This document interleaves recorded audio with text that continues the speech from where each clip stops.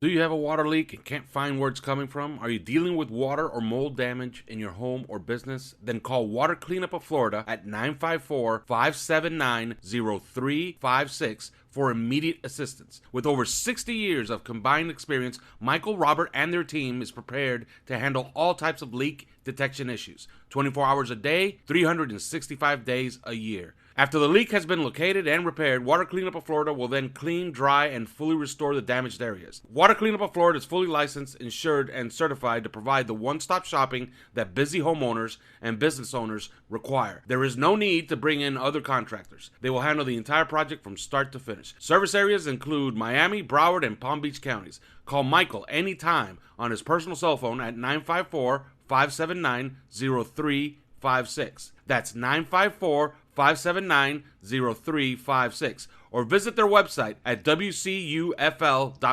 Water Cleanup of Florida. If you have the schmutz, they have the guts. Welcome to 3 Yards Per Carry, a podcast covering the Miami Dolphins and the NFL. Now, here's your hosts, Chris, Alf, and Simon.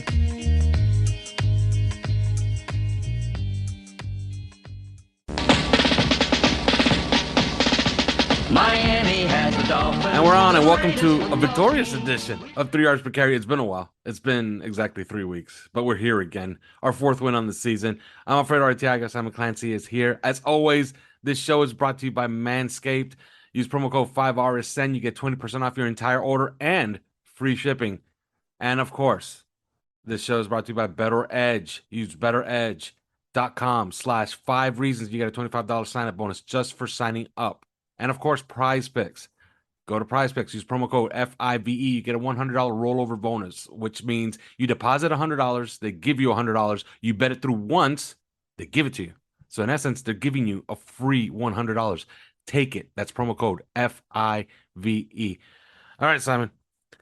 I was at my house last night, and I had Matt Perdomo over. He's a member on OnlyFins. He's a salesman for 5 Reasons Sports. He's a friend of mine. He was my producer in Las Vegas for the draft, and he brought his wife over. We had a good old time. My daughter was there watching the game. My wife gets very animated during the game. Kind of borderline embarrassing, to be honest with you. I don't know if you know anybody like that in your life, but she gets very emotional in these games. Okay. Simon, my daughter's like a huge Tua super fan, and she loves Waddle. She loves Tyreek. She loves, the whole makeup of this team. I'm sorry. I'm not apologizing for wins. That was a fun game to win. It was fun to just get the W. I don't know how you experienced it. I don't know what time did you go to bed last night. I'm pretty sure you watched the whole thing. Take me through how you watched this game and at what time did you go to bed? I watched it at home, went to bed at 4:58 a.m. Wow. But that's the price you pay for Dolphin fandom, isn't it? So it's all good. It's all good. I'm not sure I enjoyed it. I thought it felt like something inevitable was going to happen. It felt like you just want to. I just feel like you want to go out on national, like narratives are so difficult to change, right? And it's great if you just go out on national TV, and if we'd have just played like we did the first 3 drives, do you know what I mean? And just kept like driving down the field, scoring, even if we're just kicking field goals, the occasion and just like run up a score, the whole national narrative about Tua just changes completely. Because that's all people ever get to see, really, apart from red zone. People, the red zonification of the NFL, we've talked about this on this podcast before, but the red zonification of the NFL helps set narratives, right? Because oftentimes people only see touchdowns or they see mistakes, so if you're seeing turnovers and stuff, and you don't sit and watch games, and lots of people don't sit and watch games anymore, the only time you'll see the Dolphins is on national TV, right? Is in a primetime game. And if they don't play primetime games very often, which we haven't done, you don't really get to see them a lot. So your narrative is just made up by what you see on red zone. And, if we haven't played very well, and certainly in those first couple of years, Tua had his ups and his downs. So I think that helped set the narrative. And he just wanted last night just to go out and just absolutely rip it up like he did in the first 3 drives. But credit to the Steelers. I thought they did a brilliant job of just changing things up defensively, took away the middle of the field. I thought Mike McDaniel had his worst night as a coach, actually, as the Dolphins coach. Mm-hmm. The first 3 drives were amazing, but I just thought he got I just thought he went away from loads of the sorts of things that we did really well. The little jet outs, there were no kind of jet sweeps. There was none of that, none of that middle of the field crosser action. Where we saw, you go back to the preseason game against Philadelphia, you had the big down the field bomb on the first play that Tyreek, and then he comes back to Tyreek on the crosser on the second that hits River for the touchdown on the third throw. There were none of those crossers. And I just felt like I just don't think he called a very good game. I don't think Tua, I think the rust really started to show. But I just think, as well with McDaniel, it was just a bit like, it was an amalgamation of stuff. Do you know what I mean? Like, I love his risky play calls at times, but to run inside zone to chase to your backup running back twice on 3rd and 4th down seemed nonsensical to me in a low scoring game against a rookie quarterback, a team that's, Kenny Pickett put together 2 drives out of 7 where they moved the ball at all. The rest had just been like 3-and-out punts essentially. To not go up 9 points in a game like that just seemed inexplicable to me. It just seems so stupid, just outthinking yourself. I mean, that was a Brandon Staley-esque call, I thought, and that was really just not a smart thing to do. And I think he kind of got bailed out at the end by the two, by Holland and by Igbenogany. So I just didn't, and also the time, like to allow all that time to run down before the half, I just thought was like inexplicable. To not call a timeout, so that clock ticked way down from like 53 to 23 before they even got a playoff. Just like, what are you doing, Mike? What's happening here? So I just felt like he got out coached last night, and I thought Josh Boyer had an amazing night. And we'll get into it in a bit. But yeah, I watched it. Obviously, I mean, I don't think I've ever missed I don't think I've ever missed a Dolphins game in prime time, either on the radio or TV, because we didn't always get the games on TV back in the 80s. But I'd listen to them on the radio. But yeah, so I mean, I'm kind of used to the 5 a.m.s, the 4:30s, whatever. So. Yeah, on that call, might as well just start right there because we got a lot to talk about in this about this game. Like I said, I would not apologize for a win. They needed the win desperately, and that it came the way that it came. That's fine. Nobody will remember this in 2 weeks. I agree with you about the narrative things, but judging by the goldfish nature of the NFL fan, like I woke up. I didn't wake up. I went to bed yesterday thinking that if all we knew about the NFL was these past few weeks, Aaron Rodgers and Tom Brady are absolute garbage and should retire immediately. And the Jets and the Giants are the toast of the NFL and headed to the Super Bowl. Nobody remembers what happened 2 weeks ago, or even much less last year. I think for the Dolphins to change that narrative, they're going to have to get in the playoffs. They're going to have to play a big game somewhere, possibly in Buffalo, and try to win that. Or get in the playoffs and win a game or two, and then start changing the narrative around the team. Winning is the only thing that really would change it. I think. I think you would agree with that. Yeah, no, absolutely. And look, I don't want to come in and go, oh, it's a downer. But it just felt like we were hanging on in a game that we should have comfortably won, which was just a bit disappointing. And I think that's kind of the issue. You kind of want to relay a marker. Do you know what I mean? We put down a marker. And actually, what's quite interesting is that you look at what the Patriots have done subsequently, and it feels like that week 1 was a bit of a marker, actually, because the Patriots are 3-3. They're going to be 4-3 tonight. I'm pretty sure they'll beat the Bears. They're playing pretty well. That run game is absolutely massive. The offensive line's doing a great job. They've got this kind of defense that's much maligned, but it's playing well. Coaching's coaching. Do you know what I mean? So I don't think the Patriots are any mugs. We beat the Patriots, we beat the Bills, we beat the Ravens, and said last week we should really be 5-1, 6-0 if Tua was healthy. Yeah, although I wouldn't poo-poo that Bills win. I think is massive. 100%. It was a huge win. And the reason I think it's massive is because the Jets or the Patriots have not faced the Bills, and we know that the Bills are a buzzsaw. So those are two losses headed their way. You know what I mean? Unless New England or the Jets can pull off the impossible. But I loved what Jeff Darlington said when he said that McDaniel accomplished the rare feat of bringing the analytics crowd and the traditionalist crowd together in the fact that they all hated that 4th down call. Yes. What I didn't like, look, I like that he's accountable, but and I've spoken about this a million times. Yes, players choke. That's a thing. Okay, it happens. We're human. Like sometimes the pressure overwhelms us. We think about things too much, and it's not that we're cowardly or anything. It's just our brain gets out of the way. It gets in the way, and we don't let our body function the way it's supposed to function. In this case, I do believe that coaches sometimes do choke. Okay. Yeah. Maybe look at they're that out top of management. ideas and they just say, you know what? I'm going for it. But look at I that don't top know why, management. but I'm going for it. I mean, we had the ball at our own 47 with 1:38 left in the half and 2 timeouts. We gained 24 yards in 1 minute and 32 seconds.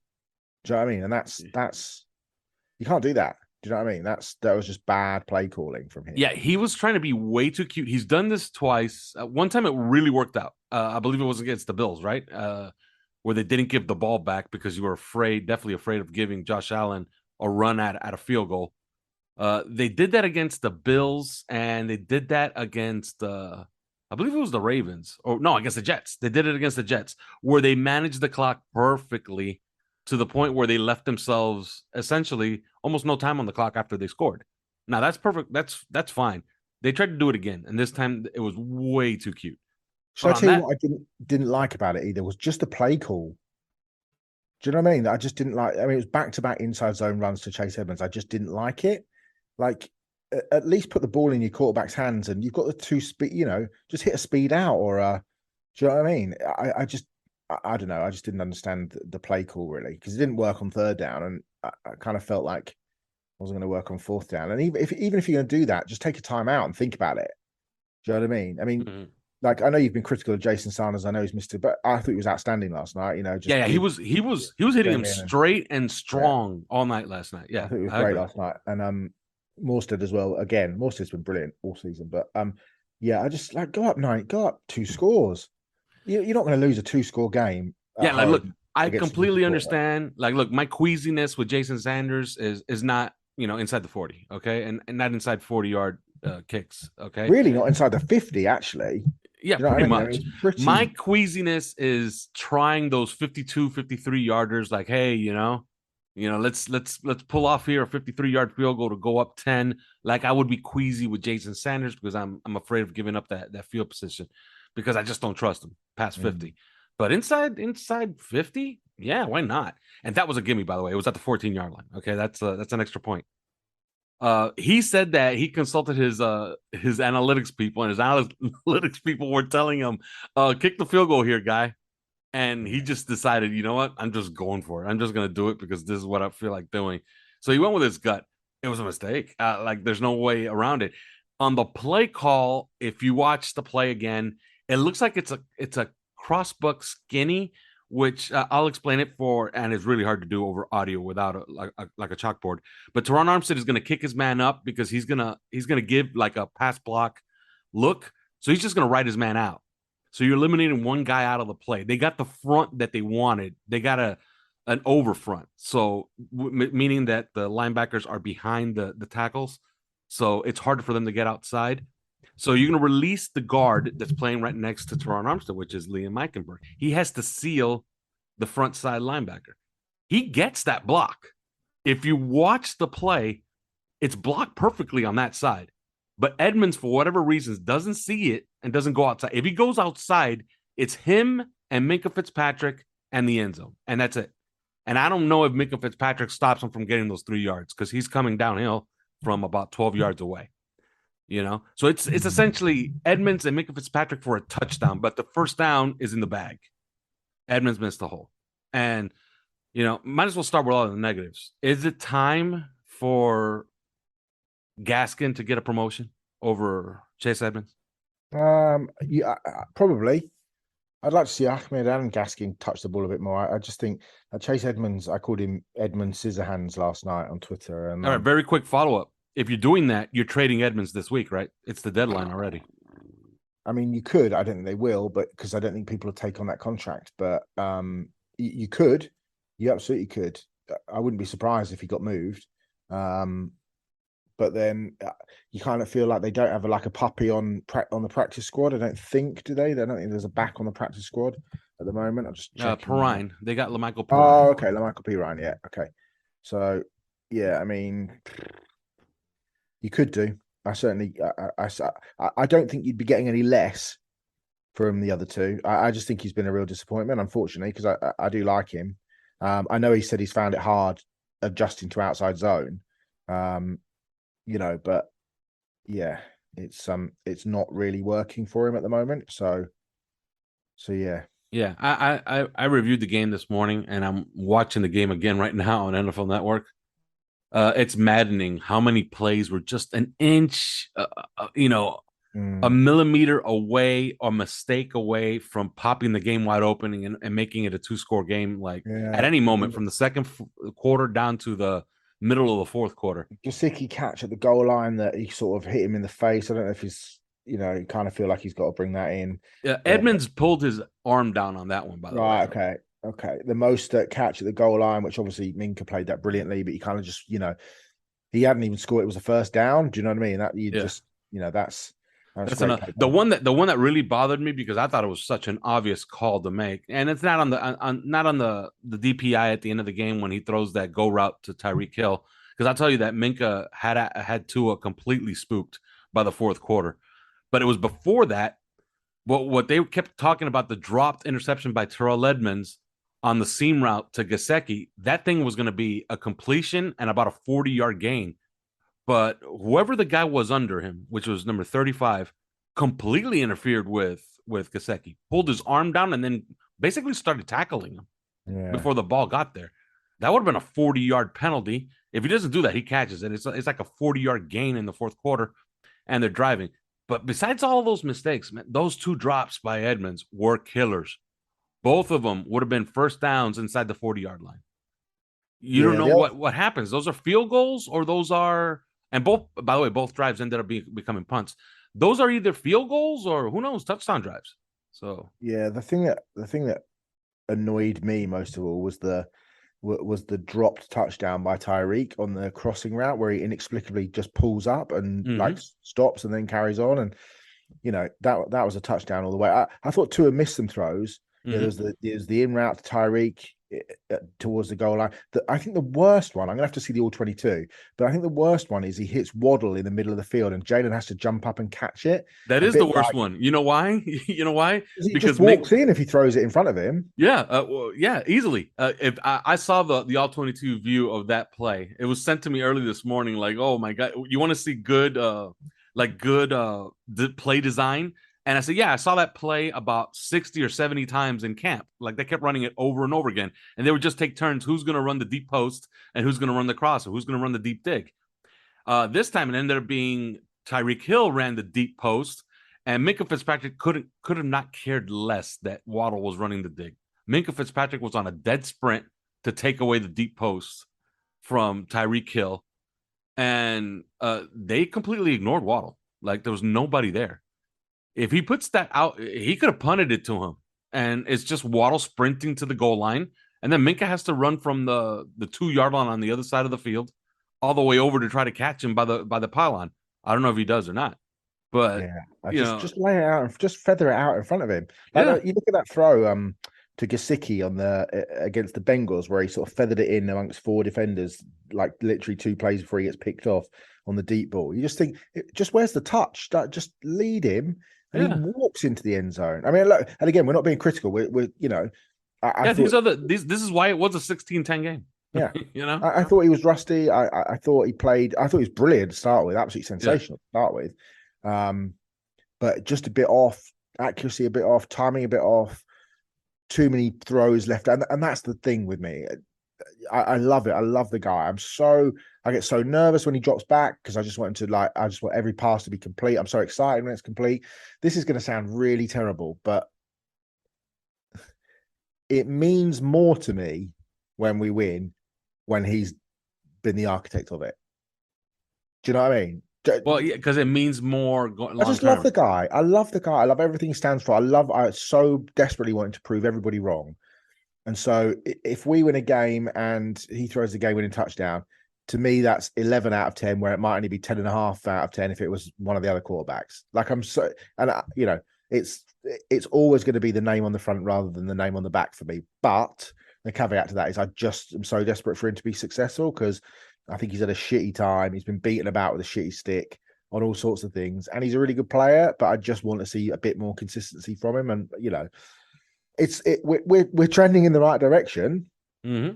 Don't get me wrong, but now he's taken the step. You look at the categories like Travis Wingfield tweeted this morning that he's he's top 4 in the following categories: QBR, EPA per play rating, sack rating, touchdown percentage, yards per attempt. He's first in the league in yards per attempt, net yards per dropback. That's all amazing. That's all great. Mm-hmm. But think how much fucking better it could be if he was just a little bit more consistent. Yes, Do you know what I mean? Because he was what, 25 of 38 or something last night. He should have been about 32 of 38 last night. I mean, there were 5 or 6 that he'd absolutely want back. Like the throw that was almost picked off that he threw to Cam Sutton when he was aiming at Tyreek down at the, if you're looking at the, if you're watching the TV, it would be the left side end zone. You're just like, where are you throwing that, mate? Like, I don't understand where you're throwing that. He's trying to be a wizard with that pass because I'm watching the pass right now. Like, you know, who the hell complete? You know who completes that pass? About Aaron Rodgers about 6 years ago. Yeah, but the other one is like you got one-on-one like Chris Wright made the point and he was right. You know, I didn't like the 3rd and 2 deep ball to Tyreek Hill, but then Tyreek was one-on-one with Terrell Edmonds, but he underthrew him. Like he had 2 steps on Edmonds, and Tyreek and you know why he underthrew him? Because Minkah Fitzpatrick was on the hash and he was firing off that hash and he was trying to drop it in the bucket and not trying to lead him because he thought he was going to throw an interception to Minkah Fitzpatrick. Just lead him. I just don't understand. Just lead him. He should have just let him. He should, because it wasn't really like he didn't have to really reach him. It was like a 45-yard throw to get it out there to the end zone. But he was completely spooked for whatever reason. Like it got into his head. Something happened in that game where Minkah made a play on something that got him thinking about where Minkah Fitzpatrick was. I thought he was fabulous. Minkah Fitzpatrick last night was showing. It was obvious that he was trying to show the hometown fans and his former team what they're missing out on, right? Oh, 100%. But look, I thought Tua made some great throws last night. Like the throw to Trent Sherfield at the start of the 3rd quarter from the back of his own end zone was an absolute stunner. Yes, one of the best throws. It was an absolutely superb throw. And that was also bad luck because that cornerback makes a spectacular tackle. That cornerback misses that. Trent Sherfield's still running. It's an 80-yard touchdown. I thought the throw to Tyreek on 3rd and 6 in the 3rd quarter, the little over the shoulder over Devin, I think it was Devin Bush maybe. I thought it was a great throw. The Sherfield throw and catch was superb. Yeah. You know, a minimal talk as well. I just, you know, that was that was a great throw. But I thought, like, generally, the offensive line were superb last night. Yeah, that's what I wanted to talk to you. And let's just transition to the good here. Okay, I think we've talked enough about the bad. But there was lots of good. Don't get me wrong. There was lots of good. Yes, and now we're going to talk about a lot of it right now because you know there is some bad. Brandon Jones, that injury, we don't know what's going on with him. You made an observation. You thought it was like a shin. I tend to think it was grabbing his shin. But... Yeah, it's either his shin or his ankle. It's not his knee, and because they did the ACL test and then they gave up on it because you see that when they straighten out his leg and then they flatten it out and then they lift it and he's like, nah, he shakes his head like, no, that's not it. And you see that the guy moves off of the knee, which means, okay, it's not an ACL, which means he passed his on-field ACL test. Yeah. Okay, because not to be a little bit too gruesome about it, but when they straighten out your knee and then they lift it, it's supposed to go limp because... Yeah. You know, the lower leg is essentially dead. And then the on-field doctor could say, okay, that's a torn ACL. Like I know already. But no, they give up on that and they looked at something. So it could have been a shin or a high ankle sprain, something like that. You know, but he was obviously in a lot of pain. I think the fact that nobody's come out and said, oh, he was, you know, they're fearing the worst for an MCL, for an ACL. The fact that nobody's come out and said that, do you know what I mean? It's good news. Makes me feel like it's probably better news than you know what we perhaps first thought. Yeah, and let me tell you one thing, man. A bruised shin could feel like death. Okay. Yeah, absolutely. You know what I mean? But let's start going down the line and start giving some flowers to these players. And I guess we'll just get into it. You know, the best players the best of what we saw out there on Sunday Night Football. I'm gonna start Jalen Phillips. Wow. What a performance, right, Simon? Yeah, he was brilliant. What I love about him is you know, and I think he's been a bit like his pressure rate is one of the best in the league. So it's astronomical. Yeah, but I thought he had like, what did he have? A sack, 7 tackles, a few pressures last night.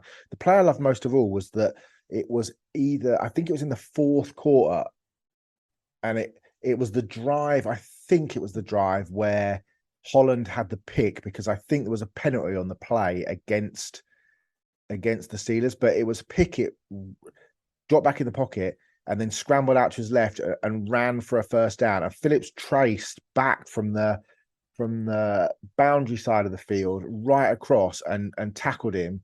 Like the speed he's got is unbelievable. But just the work rate, the effort to stop him to get that first down. I know it came back on a penalty, but Phillips wasn't to know it.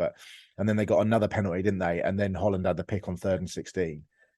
Yeah, I thought he was brilliant. I mean, to be honest, we've talked about this and people keep asking me. I mean, some guy sent me a message on Twitter last night going, "This is ridiculous. You know, we can't get any pressure. Someone needs to get fired." And I said, "Look, dude, like they can't run their scheme. Like it's impossible to run their scheme. Well, you know, you got to adapt with what you've got. If they can't do that, then somebody needs to be fired."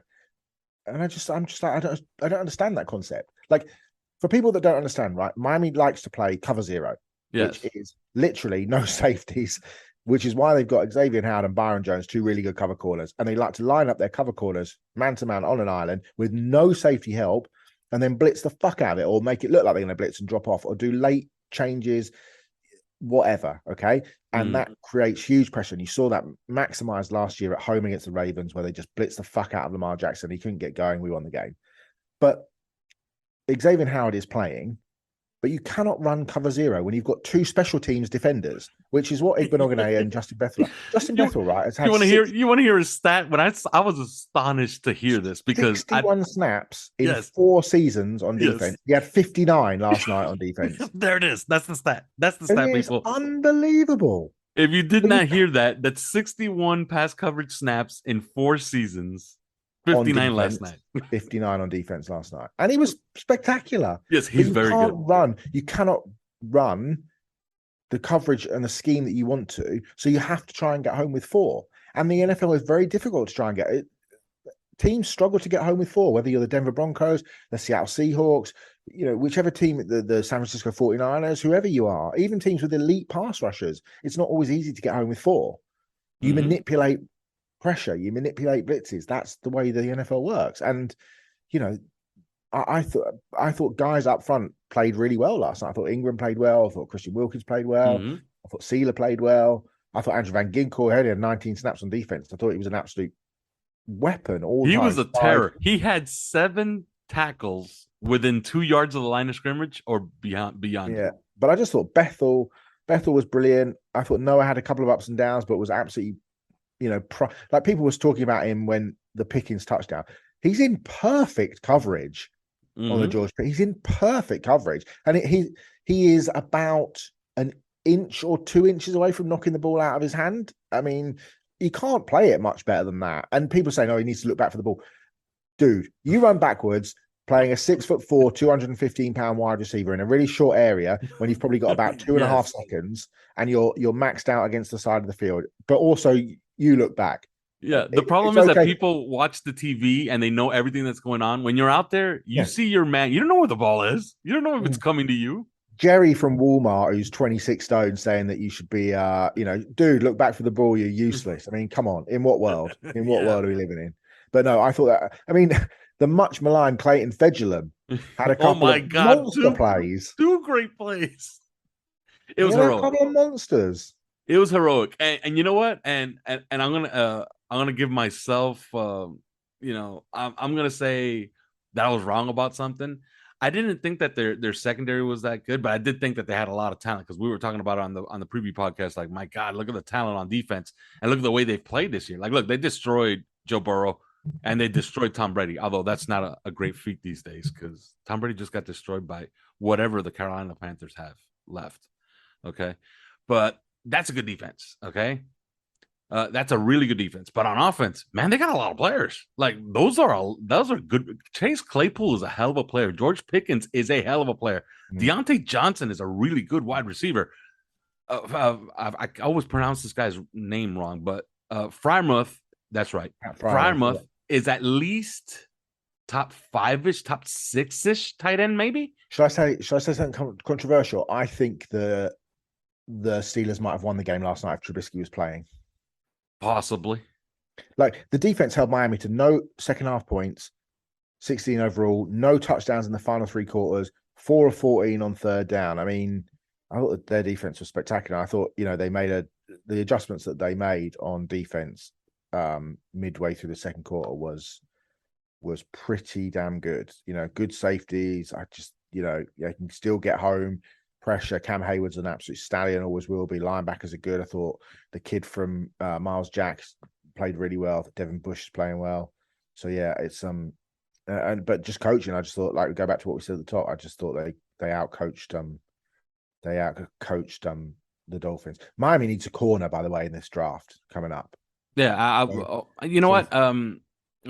I saw a mock draft because I don't know if you saw this, and I got tingly all over because the 49ers, I don't know if you noticed, they lost again. So our pick is now 12th. And I saw a mock draft that had Bijan Robinson going to the Miami Dolphins at 12. And I don't know. I got the vapors, Simon. Like I got flashes, like hot flashes. I started being short of breath. I don't know how you feel about that. Yeah, I mean, I really like him, but I would pump the brakes on if the draft was today, we'd be picking 12th. I mean, I would be looking hard at, Keely Ringo of Georgia. I'd be looking hard at Joey Porter Jr. of Penn State. I'd be looking at guys like that. Cam Smith of South Carolina. They need help at corner massively. Because the question comes about Byron Jones, what happens next year? We all, Channing Tindall has not been drafted for this year. Do you know what I mean? Channing Tindall will take over from Landon Roberts next year. That, I'm sure, is the plan, right? Yeah, that looks that way. You need, Will Melvin Ingram, he's on a snap count and he still looks like he's got it in the tank. Would you sign him to another year? I probably would if he was still going to play. I think the line, the interesting thing about the offensive line is Brandon Shell, I think, has played really well. I thought he was good at left tackle. I thought he was excellent. I have to look properly at the All-22. And I think we need to give some love to Liam Eichenberg. And you pointed out in OnlyFins earlier on, but I think that's back-to-back weeks where he's played pretty decently. Yeah, he looked good yesterday, except for that first play. That first play was ominous. When I saw that, I was like, come on, Liam, you're not going to do this, right? Like, I don't know if you saw, you saw the whole game, so you saw the whole run-up. Did you see that intro? That intro was one of the greatest things I've ever seen at a Dolphin stadium. I don't know if it got shown in England. Did you see it here? Was this the thing with Schuler? No, they did an intro. They introduced the offense, right? Right. The stadium. I didn't see that. They took all the lights off in the stadium. They started introducing the offense, and they go one by one. The last three guys that they introduced were Teron Armstead, Tyreek Hill, and the last guy was Tua Tagovailoa. And when they introduced Tua Tagovailoa, they put the lights up, and that place went absolutely ballistic.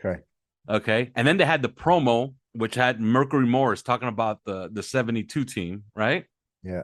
And then midway through the promo, he just says, but that was then, and this is now. And then he started talking about this team, and the crowd just went absolutely ballistic. It was one of the best promos I've ever seen inside of a stadium because it just looked like Mercury Morris was going on his whole spiel again. You know what I mean?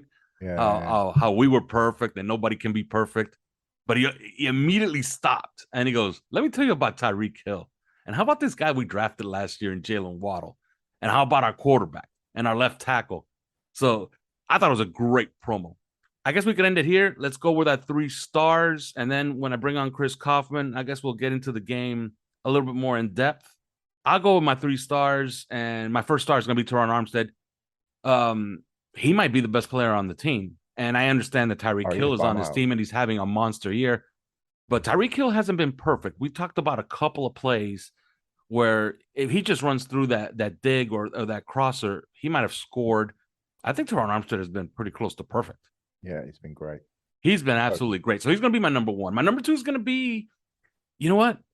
It's hard not to notice when Emmanuel Ogbah doesn't play. Andrew Van Ginkel gets some snaps and he makes an impact. Yeah. So Andrew Van Ginkel is my number 2. My number 3 is Justin Bethel. There's something to be said of having an adult, you know what I mean, out there. He makes me feel good. Let's just say that. While I see a rookie run out there, or maybe Noah or Keon Crossan, like, I don't know. I'm not too trustful about that. But I see Justin Bethel. This guy's playing in Super Bowls, all right? Maybe not in coverage, but he just makes me feel good. He makes me feel like, okay, he's not going to make a negative play. He's going to be smart. He's going to know the defense. So Justin Bethel's my number 3 guy. Your 3 guys, Simon. Yeah, I mean, Armstead you could pick every week because he's just an absolute stallion. I'd go with Bethel as well. I thought he was brilliant. I think Igbenogany, like I said, ups and downs, but he sealed the win at the end of the game, and you can't beat that. Talked about Brandon Shell. I thought he was great. I'm going to go with Connor Williams, actually. I think Connor Williams is having an outstanding season. I thought he was brilliant again last night. Trent Sherfield, I thought was great as well. Blocking as well. I think, if you watch that back on the All-22, his blocking is excellent. But I'm going to go with Connor Williams because I think he's playing as good he's playing as good a. We're going back to the sort of classic Mike Pouncey years in terms of how well Connor Williams is playing, I think, at the moment. So, and he seemed to have got most of those high snaps out of his system as well. Duke Riley as well. I just want to give a nod to him. I thought he had a really good game too. So, but yeah, there was I would go Bethel, Igbenogany for the pick, and Connor Williams. All right, we'll leave it there. When we come back, we'll have Chris Kaufman. But first, these words. This show is brought to you by Liquid Death. What a great logo, right? Looks like a tall boy beer can. Liquid Death is actually mountain spring water from the Alps, available in still, sparkling, and these flavors: severed lime, mango chainsaw, and my favorite, Buried Alive.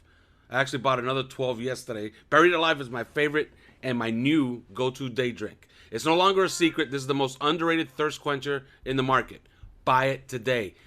Liquid Death kills your thirst, and the infinitely recyclable cans are environmentally friendly. Liquid Death also donates 10% of the profits from every can sold to help kill plastic pollution. Go get Liquid Death at your local Publix, the Fresh Market, or Whole Foods Market, or find a Liquid Death retailer near you with their store locator tool at liquiddeath.com/3. That's our dedicated website, by the way. THREE. liquiddeath.com/3. Follow Liquid Death on social media on Instagram, TikTok, YouTube, and Twitter. Use the hashtag #MurderYourThirst and hashtag #DeathToPlastic. Liquid Death. And we're back. And as promised, Chris Kaufman. Hello, Chris. Hey, how you doing? Hey. How did you enjoy that game, by the way? I didn't. Really? I mean, I watched it. I wouldn't say I enjoyed it. You didn't enjoy it? Man, winning. I mean, I enjoyed approximately one quarter of it. Okay, yeah, I understand that. That first quarter, that first quarter was absolute. That sex. first quarter, that first quarter was sex. I had I had a beer in my hand, and I was sitting on my couch, and I forget what I was eating, but I was eating something really good, and I mean, it was just seemed like all is right with the world right now. For one quarter. Yeah. That's as much as we get. That's as much as we're allowed to have. Yeah. I said so earlier in the show when I was talking to Simon. I'm not gonna apologize for this one. After watching Aaron Rodgers lose to something called the Commanders and Tyler Heineke, and then watching Tom Brady, I don't know. I gotta watch that game. I'm gonna watch that game because I don't know if that was real or not, or that's in an alternate dimension. But Tom Brady was on the football field with all his weapons, and he lost to the tanking Carolina Panthers 21-3. That's not a lie. That is a bad situation. Okay. I don't even want to say what was floated to me right before all the action yesterday, including the Tom Brady action and the. But let's just say that the people that are quite skeptical still about Tua's ability to stay healthy, we're like, if Tua takes a concussion tonight, we're trading for Tom Brady before the trade deadline. Oh boy, can you imagine that? Can you imagine? Can you imagine that? It'll be that's an awful situation in Tampa Bay. Yeah, and it really is. Hey, I'll float him a 6th-round pick, man, for Tom Brady as a backup for Tua. What a plan B, man, right? I don't think Tom Brady backs up anybody, but it's what an awful situation. Just there's a lot of aspects to it, but it's sort of like, kind of at this point, I wonder if the obvious thing is the obvious thing, which is he's got a lot of personal life issues going on right now, and and that's everybody kind of, I don't know if they want to ignore that or not. I mean, I know they talk about it, but I mean, it's just like, oh, he was at a wedding instead of preparing for the game. Well. Yeah, I think there's a little bit more going on that's distracting than Bob Kraft's wedding, I think, wasn't it? Yeah. Um, let's not. Is this a way to not acknowledge the elephant in the room? As far as his personal life kind of falling apart a little bit. Not a little bit, A lot of it. a lot of bit. Yeah. Yeah. So yeah, it's uh, not to mention Giselle is a self-proclaimed white witch. And I'm not making that up. And God only knows what kind of hoodoo she's putting on him. So she put a root on his ass. Yeah, oh man, I'm telling you. Did you ever see Harlem Nights, the movie with Eddie Murphy and Richard Pryor? Uh, it was so long ago that I cannot remember a thing. It was one of those movies that I watched when I shouldn't have watched it because based on my age Yeah. at the time. And no, I cannot remember that. There's a scene on there where you have three legends, okay, and they're riffing off of each other, and imagine this scene, all right, because you have Richard Pryor, you have Red Fox, and you have Eddie Murphy just sitting around shooting the shit, and they're talking about women. And Eddie Murphy says, "I went out with this woman called Dominique Leroux," and Red Fox goes, Dominique Leroux, that's a French name. Where does this French girl come from?" And he goes, "Oh, she's Creole." And he goes, "Oh, you don't want to be messing with them Creole women. They'll put a root on their ass." And he goes, "You guys got to get out of the jungle with this witchcraft jazz." And he goes, "Nah, I heard all about I it." can say, all I can say though is Tom Brady went from looking like like Tom Brady to looking like the Crypt Keeper in Yes. in a very short amount of time. Like he looked like he finally gave his magic ring to Frodo, and age caught up with him, and it just happened in a matter of months. Like And, Red Fox said in Harlem Nights, he knew a guy called William Walcott that he messed around with a Creole girl, played her dirty, and she put a root on his ass, shrunk his dick to the solid size of a cocktail weenie. So, and Eddie speaking Murphy's of like, "Is that for Manscaped, real?"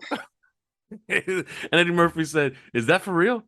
And he goes, "Yeah." And she'll bury your drawers in the yard, and you can't find them either. And he said, Richard Pryor just looks at Red Fox. I think he went too far with all the bullshit they were trying to tell him. All right, great movie. All right, that's it for movie talk. We did 9 minutes on movies. not a great game though. No, it was not a great game, and that's why we're talking movies. But man, I'm sorry. After a 3-game losing streak, you get QB1 back. It felt like 45-0. Had the game just died to death, you know what I mean? But you had the Javon Holland pick. Then you had Noah Igbenogany. There's poetry in the game there. Right? That is definitely. I mean, some people definitely are gonna, the types that are gonna step up and be like, there's nothing wrong with a defensive game. Mm-hmm.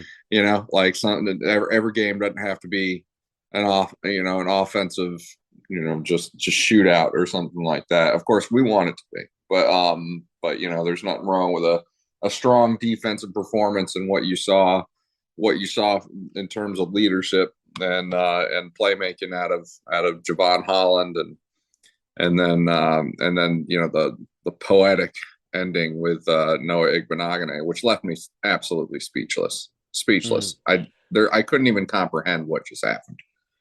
Yeah, no, and what made it great was as soon as I saw him catch it, I was like, he's in. And I saw the referee wave it off, and I'm like, did he juggle it?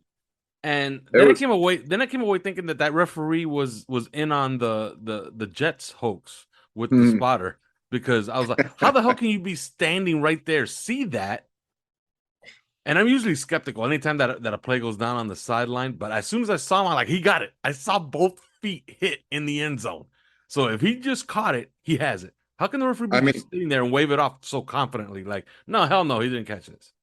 To see that guy make that play in that moment, and it wasn't just, it was a great, like that toe tap and that, the whole play. I mean, to see, it was like watching a dog get up and play the piano. I mean, it's it's confusing and wonderful at the same time, and you just had a whole mix of emotions, and you didn't know whether to cry or laugh or or go have some alone time in the shower. Um, it was really something, or Yeah. maybe all three. I don't know. Yeah, as far as the offensive side, man, they were so close. Talked to Simon about this, man. We went back and forth, and we found like half a dozen plays that could have changed the whole complexion of that game. Could have turned that game into a 2 touchdown game, and we're sitting here saying, we kicked the Steelers' ass. That was fun, but no, Mhm. not quite. Like it was like they were so close. Like I was explaining one play in particular, okay, and I know it's not going to come to mind because we have a few others like the Tyreek Hill play, and of course the two Chase Edmonds drops, which would have set him up with first downs near midfield or inside Steeler territory. And you never know if those turn into field goals or touchdowns. You know, they're extended drives, so those are positive plays if you make them. The 4th and 3, which it looked like if you watch the play from the back, you see that it's perfectly blocked. Actually, if Edmonds just cuts to his landmark under Teron Armstead, it's wide open. It's him and Minka Fitzpatrick for the end zone. He definitely has the first down, but of course it just runs into a pile in the middle of the field, and then Mike McDaniel's made to look like an idiot. But in the second half, that I don't know what the hell we call that. It's like a skinny post to Trent Sherfield. Oh yeah. The guy that first of all, the throw is insane. When you watch it from behind, from the end zone, the throw Mhm. is insane. He's anticipating it from one hash from to the other. Trent Sherfield is in one hash and he's throwing it right down the other. Mhm. And if you watch that play, the guy, I think it's Levi Wallace, who's covering Trent Sherfield, he misses that tackle. Trent Sherfield scores. And it's like an Mhm. 80-yard touchdown. Yeah, So it was insane. It was insane timing and accuracy on that because it actually recalled to mind. And this is obviously this was a draft bust, but back in the day when old man Brandon Whedon was coming out, they of the in the draft they did in sports science, they had him use a football to shoot clay pigeons out of the sky. yes. And so they were you know shooting clay pigeons from, I think, from right to left. I forget what distance it was, and from, but you know how small that is, right? Yeah. And he's literally, I mean, it's just this is the most circus performance that you've ever seen, and they ask him to just, hey, throw the footballs and try to hit them out of the air. And at one point, I think he nailed like three in a row, or like 5 out of 6 or something like that. And they were pointing out that it was like, given how fast these things were moving, they were like 40, 50 miles an hour across right to left, and how small they are. His timing had to be to within 100th of a second in order to hit these things, and he hit a number of them, and that's the kind of throw that was. Yeah. If it was off by 100th of a second on the timing, then it would have been a different result. And it was just it's insane what these guys can do sometimes. Yeah, and Levi Wallace, man, if he goes for the ball, it's an 80-yard touchdown. And we're here talking about, well, kick the crap out of the Steelers, huh? That was fun. But nah, man, he was smart to just say, you know what, this thing is on target. It's probably gonna get caught. Let me just make sure I get this tackle here and just give up a 40-yard play instead of an 80-yard play. But yeah, you're talking about parlor tricks. I saw once. I went to a Super Bowl experience. It was actually the year that the Bears played the Colts here in Miami.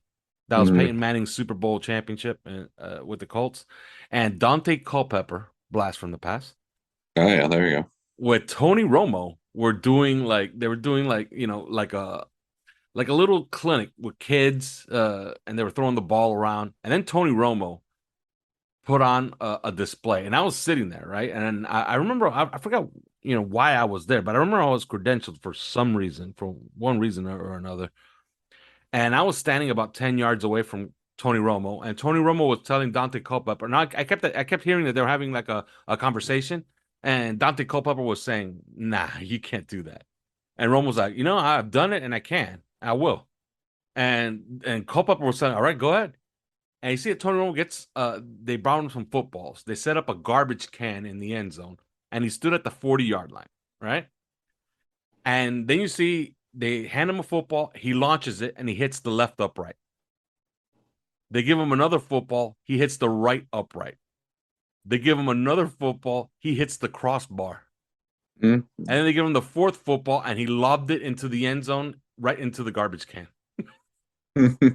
I saw that, and I'm like, wow. Like, that was the best parlor trick I've ever seen. Then I've heard since that, like, maybe 90% of NFL quarterbacks can hit all the crossbars. Like, it's really common for whatever reason. So it's not as impressive as it used to be, Yeah, they do it. You remember who used to do that? Who used to be able to do that? Is remember Joey Harrington? Yes. Yeah, he used to be able to do that. Can't hit a moving target where it would save his life, but boy, he could hit that crossbar. Yeah, if they need to draw up plays where the guy goes and sits on the crossbar. Yeah. Elf on a shelf and somebody up there. By the way, if anybody's wondering, when Jakeem Grant was here, he could play elf on a shelf on the crossbar. Yeah. By the way, if anybody's thinking about it, it's illegal. If you hit the crossbar, it's out of bounds. By the way, you can't throw the ball. Like, if you throw the ball, I understand that if you kick it and it hits the crossbar, you could catch it, right? But if you throw it and it hits the crossbar, it's out of bounds. It's you can't catch it. It's out of bounds. All right, so you can't do that. Where's the pity? Yeah. So back to this game, man. I thought the defense was heroic. They had to start. They were running. You had Josh Boyer running around there with like Band-Aids and Bengay and buckets of water, putting out fires. It looks like Brandon Jones is more serious than initially thought. No, I mean, I don't know about the initial thought because I'm going to tell you, like, when you hear, and I'm later told some details that probably wouldn't be a great idea for me to share, but when you hear on the broadcast that the player after X-rays has been ruled out. Yeah, that's always a bad sign. That's a fracture. Yeah, that's what that means. And but I was telling Simon he has a fractured fibula, I believe. So I mean, that's and that was our speculation as well. I was telling Simon that the only good news I could glean from it is that they did the ACL test on the field, and he seemed to have passed it because he shook his head, and they ignored his knee. Then they started moving down the leg. Right. I saw that, and I thought that was interesting. But there's other CLs. There's the ACL, there's the PCL, there's the LCL, there's is there a UCL? I don't know. Yeah, there is a UCL. Yeah, but I was thinking, okay, so that's a good news. It's not an ACL, but it could be worse. You know what I mean? And it seems like Mike McDaniel's confirming, like, on Wednesday they will know, quote unquote, no more, but it doesn't look good. So when Mike McDaniel says it doesn't look good, it probably looks awful. You know what I mean? Because he doesn't really, tell you anything one way or the other. But man, I gave this guy flowers with Simon. Justin Bethel, man, he's just a pro. That was. You heard the stat, right? I'm going to repeat it again because Simon repeated it in the first half of the show. You heard the stat on Justin Bethel, right? No. He's played 61 coverage snaps the last 4 years. He played 59 yesterday. Jesus. Yeah. And he was good. And what I like about Justin Bethel is he's kind of he's an adult. It always makes me, queasy, to use for lack of a better word, when you have a 23-year-old running around back there. You know what I mean? Mm-hmm. But when you have an old guy back there, like, you kind of trust him, like, man, he's going to know where to be. If you call zone coverages, he's going to know how to play them. Justin Bethel, now, I'm not saying I want him to play 60 snaps the rest of the year, but I'm saying if he has to play like 10 snaps in a pinch, I trust him. I thought he played great yesterday. What did you think of his game? Justin Bethel, I mean, it was just was not only his defensive snaps, which but he continued to play his exact role on special teams, and was killing it in both regards. I mean, talk about stepping up in a situation where you entered the game with only 3 corners, right? Which is, borderline unheard of. And of course, you're going to try to get away with it because you've got so much versatility in the safeties group too, right? And that's the that's why you have some hope of trying to get away with this, right? But you only have Noah Igbenogany and Xavier Howard and Justin Bethel, and then Brandon Jones goes out too, and you're forced to. I mean, Eric Rowe, of course, you trust him to step up and play, but he's got to step up and play more. You got to have Verone McKinley in there. Elijah Campbell made an appearance yesterday. Elijah, well, yeah, I mean, Elijah Campbell's been kind of making spot appearances. Or did Elijah Campbell actually make an appearance yesterday? Though I believe he played. I believe I saw him play. He's in special teams, but I know they went with Verone McKinley and Clayton Fajetelin. Yeah, Fajetelin. By the way, 2 great plays, man.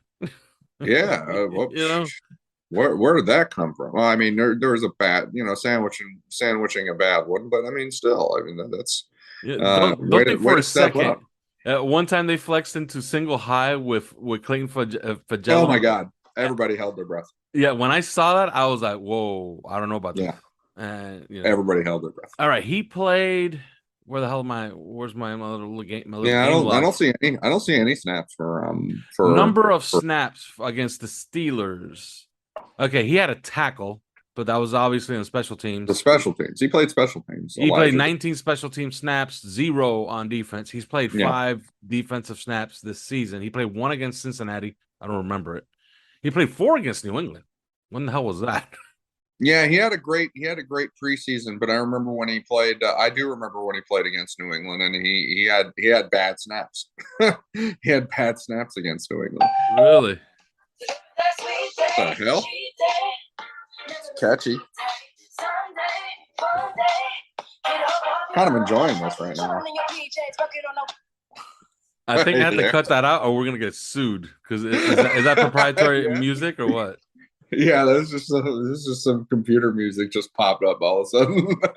Can you find out? Because I want to keep that on the show, but is that like it was a pop up ad from Pro Football Reference. Okay, perfect. So I could keep that. You just gave attribution, so it's perfect. All right, I'm keeping that on the podcast. Know, it was kind of catchy, man. I kind of liked it. I kind of wanted to let it go. Yeah, I'm gonna keep that on the podcast. All right, let's keep giving those flowers, man. No, was he good? No, but he was good in the exact right moment, And, I'm rooting for him. You know what? He's my new. I'm not gonna say he's my favorite player. I have a lot of favorite players. Melvin Ingram is a beast. By the way, on one of those last snaps, Melvin Ingram blew up 3 guys and then got held, and he didn't get the call, which is a travesty because usually referees will reward great effort and great play. But they didn't on that one on Melvin Ingram for whatever reason. But back to Noah Igbenogany. Do you have hope for him? Not really. But this is one of those situations where in the end we're going to be like that first round pick and didn't work out. Kind of a Jamar Fletcher-ish situation, and we're gonna look back and we're gonna say, but that one game though. Yeah. That one game. That one game, he sealed it. He sealed the win. And this one was first round huge pick for one game, man. That seems like a lot. I mean, that's stiff. It's stiff. I grant you. but that game, because let's be honest, like the way that it was shaping up. I mean, there was a pretty strong chance that the Steelers were going to score that touchdown. And get the go ahead point after and win the game. Yeah. And but that one play in that one game, man, we'll always have that for that as a return on the first round pick.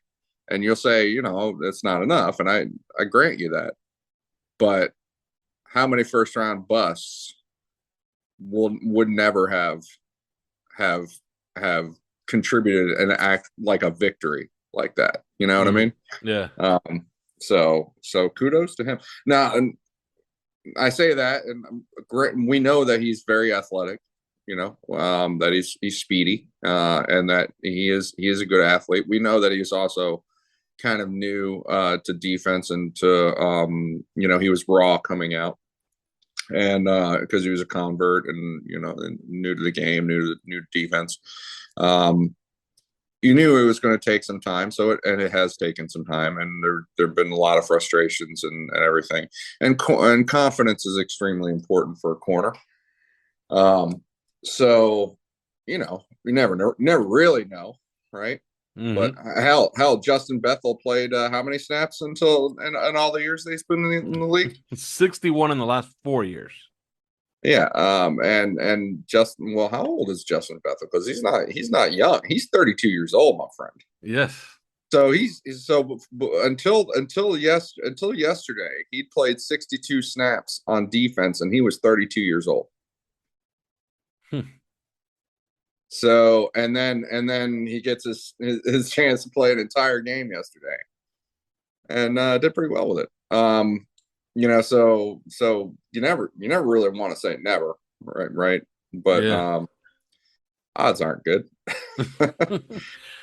Well, we should be getting healthier, although this Byron Jones thing is just driving me crazy. Yeah, you know, I bet it's driving Byron Jones crazy. Yeah, Byron Jones. The interesting thing about Byron Jones, and I guess let's give our listeners a little bit of news, although it's secondhand. The thing about Byron Jones is that we had the head coach Mike McDaniel on record, saying, "Oh yeah, he's going to be ready for Week 1." Yeah, no doubt about it. You know, with great confidence. And since that Week 1 came and went, and there was no Byron Jones to be seen, our coach has been very cagey with like injury announcements, and now he essentially reveals nothing. But what's interesting about Byron Jones is that he's at the facility, he's on the sidelines, he's in defensive meetings, like he's contributing. Like it's almost like he's threatening to practice and return, and then he teases us by, you know, showing up at games and showing up to practice, and then nothing. It's an odd situation. Like I said, this is going to be secondhand, but, you know, Big O is kind of connected, and he revealed on his show today that it's more about Byron Jones being ready to return than the team clearing him, you know, and which kind of checks out with what people say about Byron Jones. He's a high level athlete, by the way. He's like a really good, and it stands to reason. Look, I don't want to go. He had some of the best combine performances we've ever seen at that position. And guys like that, man, you know, they're not, if they feel like they're 80% or they have to tough it out, they're not going to go out there and put tape out, especially when this could be the last year. You know what I mean? Mm-hmm. And you're out hunting for a new contract in the offseason.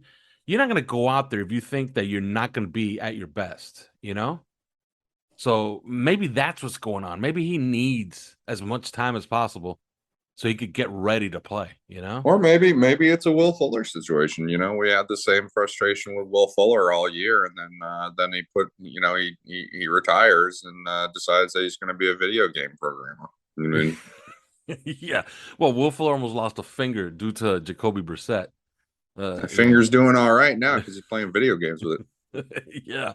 But Barry Jackson had an interesting question. Like, there's a lot of mystery surrounding this Byron Jones thing, because yes, I understand, listener. I saw him on the sideline jumping up and down, celebrating with the defense. And I'm thinking to myself, this guy's jumping up and down. Doesn't he have like an Achilles issue? You know? But Barry Jackson asked the coach, you know, is it the same body part? And Mike McDaniel just froze and said, it's a body part. So who knows? Maybe he had another injury on the way back, you know? Who knows? Well, you know, I'll tell you this much, though, that you know, from McDaniel reading his language and such, and I went back, and this was when I had kind of the first oh shit moment about him. about Byron Jones, not about Mike McDaniel. Is that Mike McDaniel said something, and I this was close to the quote, but it might not be the exact quote. Other than Byron Jones, no setbacks with any of the guys that are injured. Yeah. In other words, yes, there was a setback with Byron. Now, I think McDaniel today said something along the lines of, it's not necessarily any setbacks, it's just hasn't progressed. It takes its time to progress. But clearly back then, whatever it was, whether it's failure to progress or setback or whatever kind of stupid games you want to play with the language, it was perceived like a setback. Yeah. And so when you hear that with a player, I've been around watching it too long. That guy is just like a step away from season-ending IR. When that happens. Yeah, we talked about it on setback OnlyFans. From a major injury. Yeah, we talked about it on OnlyFans. By the way, $3 a month. You could check out how you can join on our 3 yards per carry Twitter account. That's the number 3 yards per carry. We talked about it on OnlyFans. A lot of coaches usually have like a drop dead date, and that drop dead date is very near, which is midseason. Like at midseason, they want to know who's on the roster, who's not, So I would say, look, this is not information. This is just an educated guess. It's week 7. If he is not open in the 21-day window, by the way, good news on Austin Jackson, according to the coach. He says, no setbacks. It's all looking hunky-dory. And remember, he's 12 days in. Barry Jackson's doing like a countdown. Yeah. All right.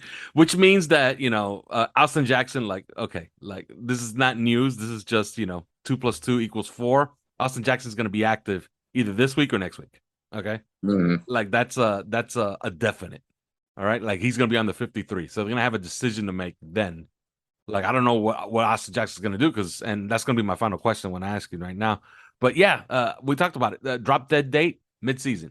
So if Byron Jones is not in the 21-day window by week 8, which means going into the Bears game, I would say it's done. I would say that's it. That's the year, for Byron Jackson. Byron Johnson. Byron Jones. Jesus Christ. I've changed his name 3 times.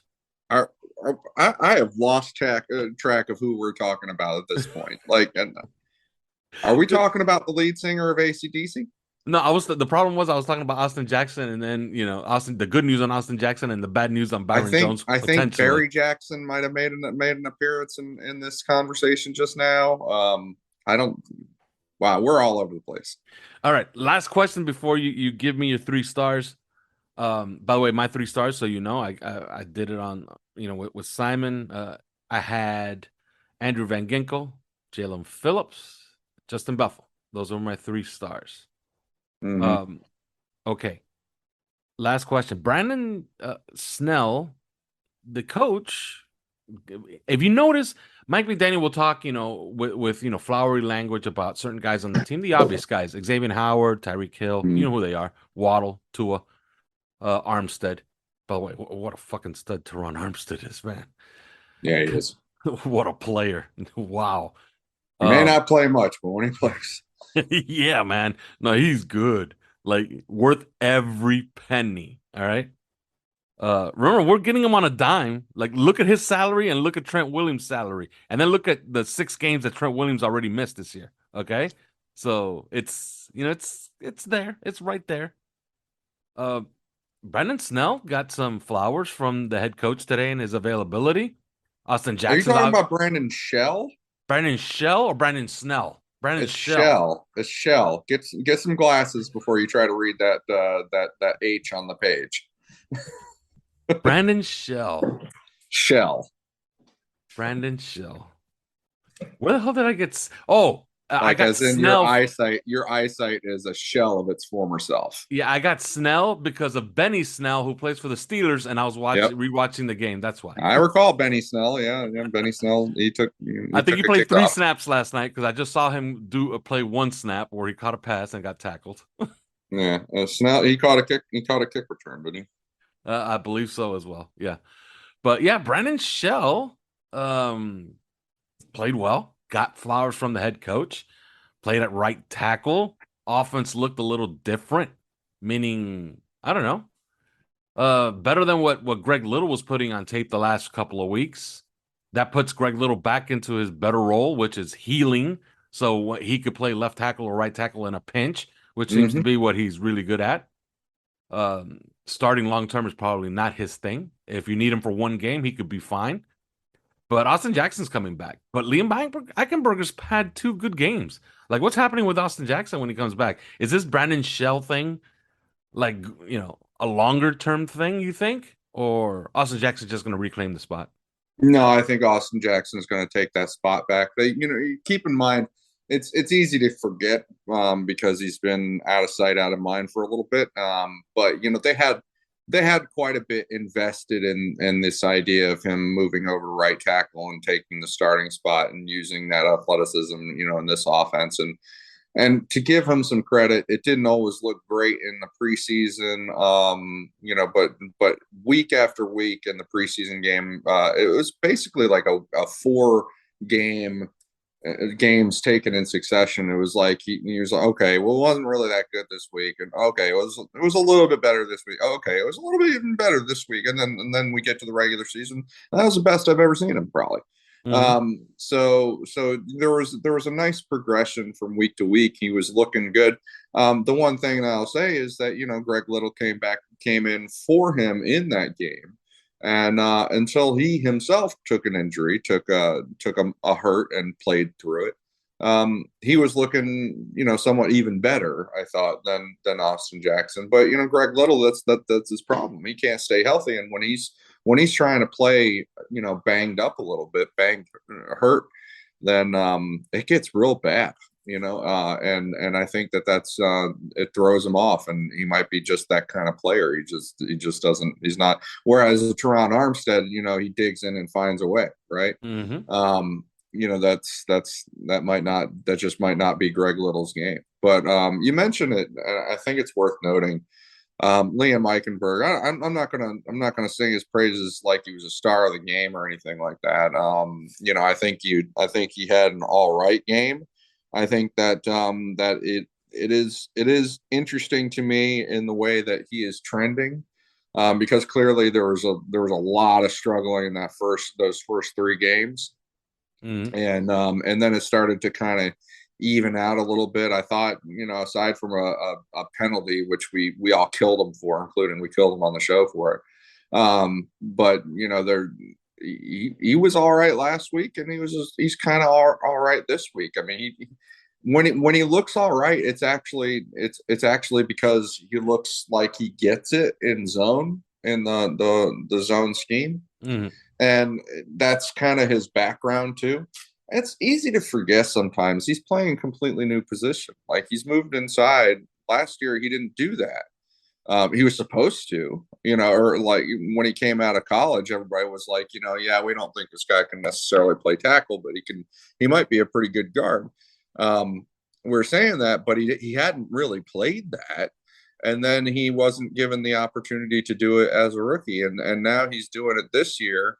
And so, God forbid, there might be a learning curve. I don't know. Everybody's just going to be like, no, he's just crap, and we're just going to replace him. And yeah, that may ultimately be his fate. I don't know. But I do think the second half of the season for him is going to look better than the first half of the season. Could we at least agree on that? Yeah.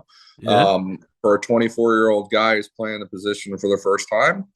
And it is a new offense, new jargon, new, things to key on, things to adjust to on the fly, stuff like that. It's these drastic moves in their head, these on paper fantasy type moves. They want to put Austin Jackson at left guard and try and figure out the right tackle position otherwise, and get Liam Eichenberg off the field at all costs. They want to move Connor Williams back to left guard and get Michael Dieter on the field as a center. And then, just all this drastic, disruptive stuff. And sometimes the hardest thing to do, and the most, the biggest payoff, is to just be a little patient and let unripened fruit mature a little. And that's what the situation strikes me with Liam Eichenberg. It's not, again, I'm not saying he is a staple at left guard for the next 10 years. Who knows? Miami might move on from him. But I do think the second half of the year is going to be better than the first half. And all this disruptive stuff that people are trying to do, like Connor Williams was phenomenal at center yesterday. I don't want to give that up. I don't want to give that up. And the right tackle position, as we've seen, for as much as we're singing praises for Brandon Shell, at different points we've sang praises for Austin Jackson and for Greg Little and Brandon Shell, and yet we're stuck in the Shell game at right tackle. Let's see what we're doing there. And Brandon Shell's he's 30 years old. He was drafted in the 5th round. So 6 years ago.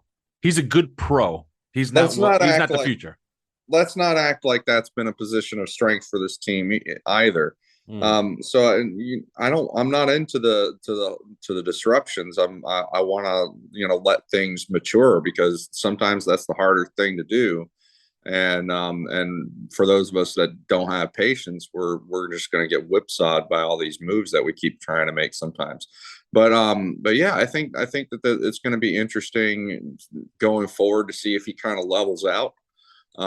Again, you might replace him in the offseason. I'm just saying, what do we do right now? Well, maybe right now we just kind of let it play out. But as for the offensive line, the running backs, actually, Simon, or I don't know if Simon mentioned it or if you talked about it earlier. I'm surprised we haven't talked about Ben Stille yet. Yeah, right. Because he made an appearance. He was in the game for 9 snaps, and you know what? When he was in the game, my eye found him, and not just because I was looking. Can I admit something? I saw 90, and I was like, "Who the fuck is that?" Yeah. Well, at first you're like, "Is that Zach Sealer?" No, wait, it's a 90, not a 92. When I saw 90, I was like, Trey Flowers came back, and then I started thinking, no, Trey Flowers is 93, and he's on IR. Yeah. Who the hell is 90? Yeah, but what he did is this is what he does. He's a very strong. He's strong as an ox. He's big and strong as an ox, and he's got some athleticism to him, and he could. In this scheme, you got to bully around the guys, the offensive lineman in front of you, and he's kind of a bully. That's kind of how he looked. He had a good game. But so many pieces actually had a good game defensively though, and I don't know who Simon picked out for his 3 players, but yeah, there's a lot of good going on in defensively and a little bit offensively too, and so give them some credit. Yeah. By the way, Brandon Shell, do you know who he's related to, right? I mean, you just had his name at Snell a minute ago, so I was going to say he's not related to Benny Snell because his name isn't actually Snell. But yeah, I have no idea who is he related to. He is related. His great uncle is Hall of Famer Art Shell. You didn't even know his name was Shell a minute ago. Now you know that he's Art Shell's like great grand nephew. Yes, he's his great uncle, Art Shell, Hall of Famer Art Shell, and one of the most underrated head coaches of all time, Art Shell. All that guy did was win and then got fired.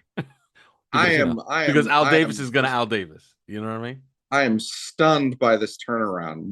A minute ago, you didn't even know his name, and now he's related to football royalty. You see how that works? Now you have revealed that he's like secret royal lineage on the podcast. Yeah, we got to talk about pivot. Talk about great pedigree. Like, you can't get better pedigree than a Hall of Fame tackle. Okay, it's Art Shell, people. You know what I mean? Yeah. I think he's still. I hope he's not dead, because I might have to cut this out of the podcast. Art Shell's alive, right? He's still with us. I hope. Is he? I'm looking Art Shell. There's a great website. It's literally called livingordead.com. He's still alive. 75 years young. Way to go, Art. 75 years young. All right. Make sure to bookmark that website, livingordead.com. Okay. Good. Way to go, Art Shell. All right. Way to go for being alive. Coaching record not as good as I expected, but he had, he went deep into the playoffs. He was 56-52, so not great, but Yeah. lost in AFC Championship game, wild card game, lost in divisional game. Not a bad playoff record, 2-3. Played in had 5 playoff games as a head coach. Other Raider coaches did much worse. All right, Chris, give me your 3 stars of the game. Okay, well, I'm gonna go off the beaten path because naturally we're just all defense. I mean, and you do have to.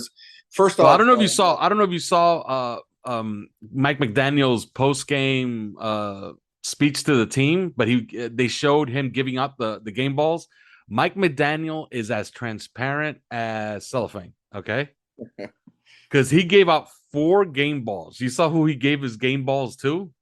I did not, but 4 I could probably defensive guess. players. Was that a message sent to the offense? Like, hey, you guys suck today. Okay. Yeah. And we're practicing on Tuesday because he goes, look, I got 4 game balls. Remember when he outright said that this is a defensive team until proven otherwise. Yeah. Yeah. But yeah, he got up in front of the team and he was like, these are the kind of wins, all the boilerplate coach stuff, right? And then he goes, all right, I got 4 game balls. And then he goes, Gink, you get one. Andrew Van Ginkel, of course. He gave one to Holland. Yeah. He gave one to Justin Bethel. And he gave one to Jalen Phillips. And then he goes, finally, let's give an extra one. Noah Benogany, and the team went. Oh, of course. The ceremonial game ball for making one play in the game.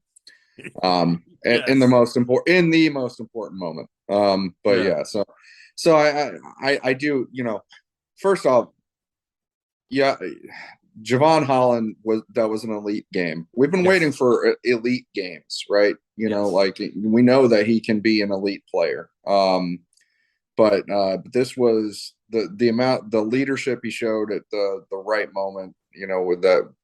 This is the kind of that was the kind of play. It's chills almost, like if you think about some of the players that we've seen over the years, how they used to make those plays at those moments at the safety position. That was elite. So I'll start off on defense by saying, that was an elite level performance.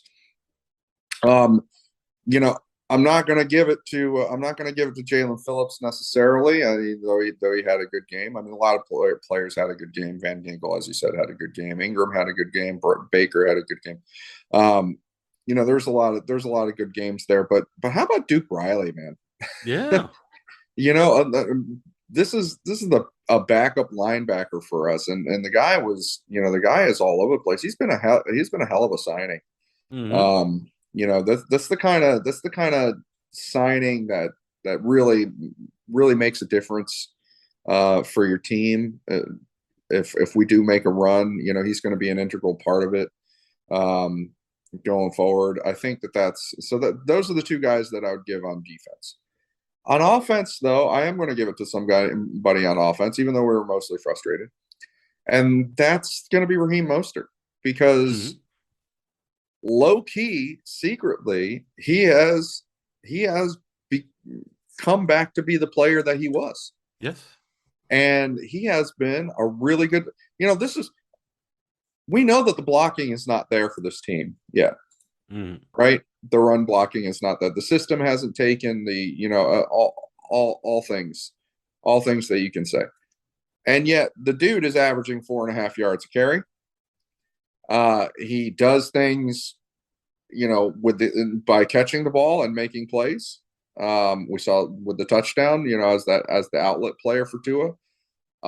He blocks, and he's a smart ass player. He is a really smart player. And I think it's just so low key that it's like, you know what? He's not going to be able to take 25 carries a game, right? We know that's fine, but he is taking like 15 to 18 or touches a game, or somewhere around there. I believe he had 21 this last game. Yeah, he had 20 touches, like total. It was 22 including the targets, because he didn't catch all the balls, but I mean, like. He is getting there, and doing really well with it. And he's just like, this could legit be his best season as a pro. Like, this has a chance of being, I mean, we're still young in the season, and we're kind of finding out that Chase Edmonds isn't all the way there, you know, and that the options that we have behind those two, with Myles Gaskin, Savon Ahmed, Zaquander White was just summarily dismissed from the practice squad for whatever reason. You know, the options that we have behind them are not good, and Chase Edmonds isn't all the way there, which means what? Which means Raheem Mostert getting leaned on. And so this has a chance to be his best year as a pro, as good a year as he had the year they went to the Super Bowl, you know? And so I think that in this game, it's been building, but this game kind of sealed it for me. This was his best game that he had, and with us so far. And I think that there's going to be a lot more good ones to come. And so I'm going to give one to him, because I think that this has become a revelation, and I think that it's an important one for the Dolphins. Yeah, well, what the team is obviously lacking when you watch them play is that second punch. You know, when you had the 1-2 punch, you know, you don't have a 1-2 punch if you just have a one punch. You know what I mean? Yeah. Like you would like to keep Mostert on that carry count. You know, 15. You know, maybe even plot him out. You know, maybe try to get him to the fourth quarter with 10 carries. So if you have to lean on him, you can, but I do believe in that. I believe in the carry count, because I think that, I think a running back in the NFL is like having a full tank of gas with no money to refill it. You know what I mean? You know what I'm saying? It's I mean, it's going to be interesting. If you run out of gas in the divisional round, it's over. Like, you're stranded. You're gonna have to, have somebody lend you money to put gas in your car. And I would love to keep Raheem Mostert on that carry count for the rest of the year. Well, and where do they get that? Where do they get that second punch? Because we'll talk some other time about the trade deadlines and such, but the San Francisco 49ers just displaced a lot by acquiring Christian McCaffrey. So what happens to Elijah Mitchell? What happens to Jeff Wilson? Obviously guys that can both play in this system. So that's something to consider. All right, that's going to be it. The next time that we talk to you, we'll be talking Detroit Lions. Dolphins go on the road for 2 in the Midwest. Hopefully they come back with 2 wins. But first, we'll talk about the Lions later on this week. That's it. There is no more. Talk to you later this week. Thanks for listening to 3 Yards Per Carry. You can subscribe via iTunes, on Podbean, or your usual podcast provider.